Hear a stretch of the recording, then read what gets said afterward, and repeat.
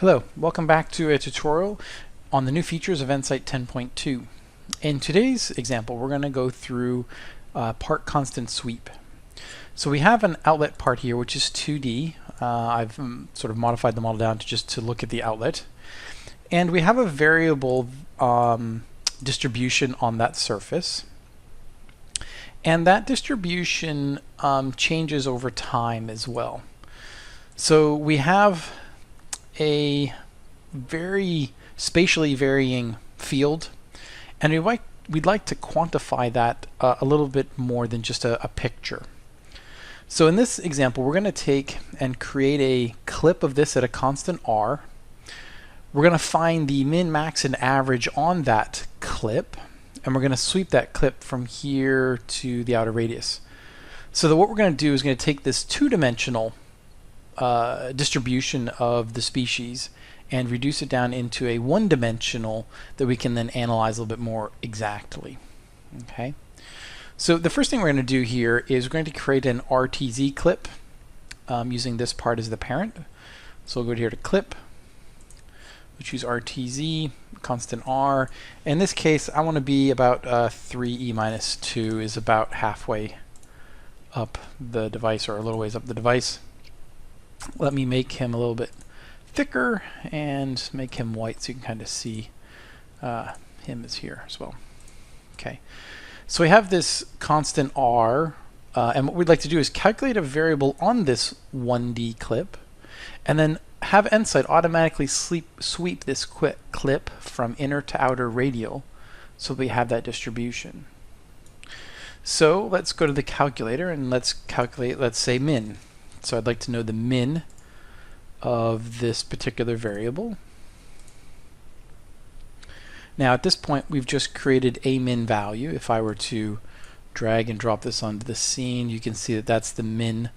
If I change the radius, that min changes. But I'd like to see how that varies as we go through the radial distribution here. So let's go back to the calculator and let's calculate max of species 1, and perhaps the spatial mean, SPA mean. So it'll look like min, max, and average. Okay, so we've got three constants here. We don't need this here anymore. Now these are constants and they're fine for its current location, but I want EnSight to sweep this from inner to outer radial and for me to get a graph of what that value looks like so I can more easily interrogate this. And this is the new function. So we go onto the query. The sample type is now a new sample type called part constant on part sweep, or by constant on part sweep. We're going to choose the variable. In this case, let's choose min. I've selected the part that I'm going to sweep. And here I need to put in the extents that I want to sweep by. So we could move this inner radial here. Let's drag this down here. I want to be a bit more exact, so I can say set begin. I want to be a bit more exact and say 2.51 e minus 2 will be my beginning. And my end, I could also sweep this, sweep this up here. We could say set end, but again, I want to be a bit more exact than that, and I want to be 5.8 e minus 2.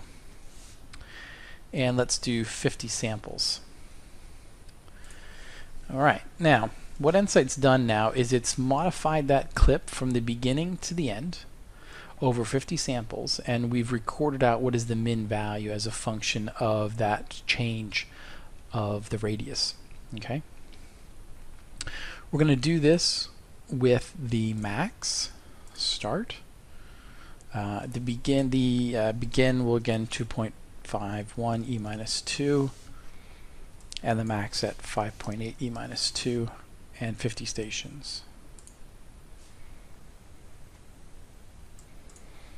And the third query, we'll go through and create SPA mean. We'll choose 2.51 e minus 2 and 5.8 e minus 2. All right. So we've got three queries here.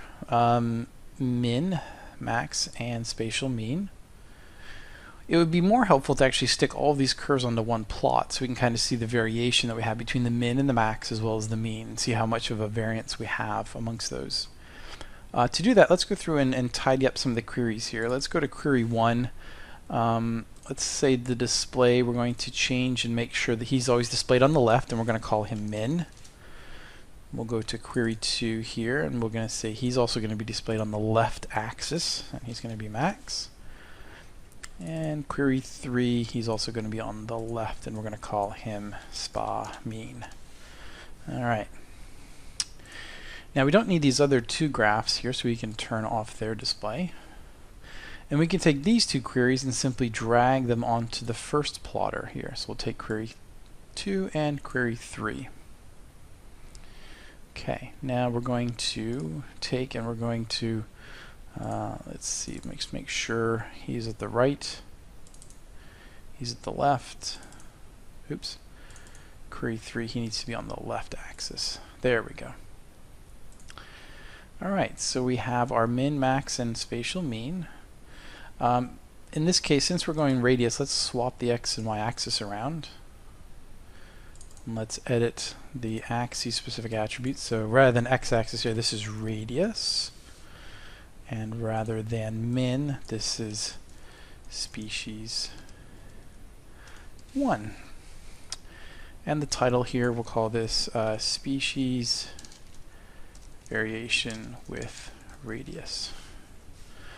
Okay, so we now have the species variation with radius, illustrating both the min, the max, and the spatial mean as a function of radius. Okay, so we've used this new function here, which is by constant on part sweep. So that allows us to sweep a part and record the constant which was calculated on that part as we sweep it and put that into a graph here. And one of the advantages of having EnSight do this rather than doing it through Python or doing it outside in another utility is that this is all live and dynamic as well. So if we were to change time step, we can see that the field has changed and the min, max, and mean have all been updated as well. Okay, so let's actually adjust this range on the species axis, and we'll adjust him up to be 0.05 so we can see the full extents here. And we can play through time. Okay, so as we change through time, we can go through and see that both the field is updating as well as the calculation of the min, max, and average as a function of radius. So here we've taken a 2D variation and constructed a 1D simplification of that by looking at what is the min, the max, and the average.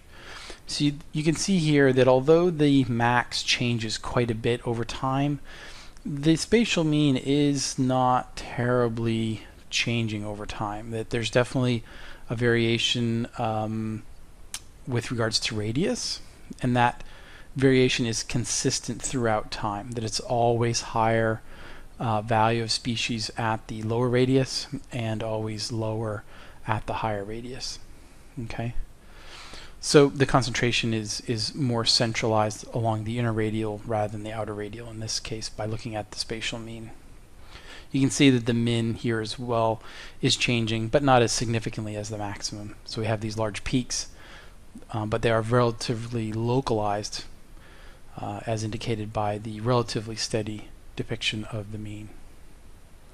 So that's a new feature in EnSight 10.2 is by constant over part sweep that allows you to take a constant calculated on a part, sweep that part through the domain, and have EnSight record the values as you sweep that part and change its constraint.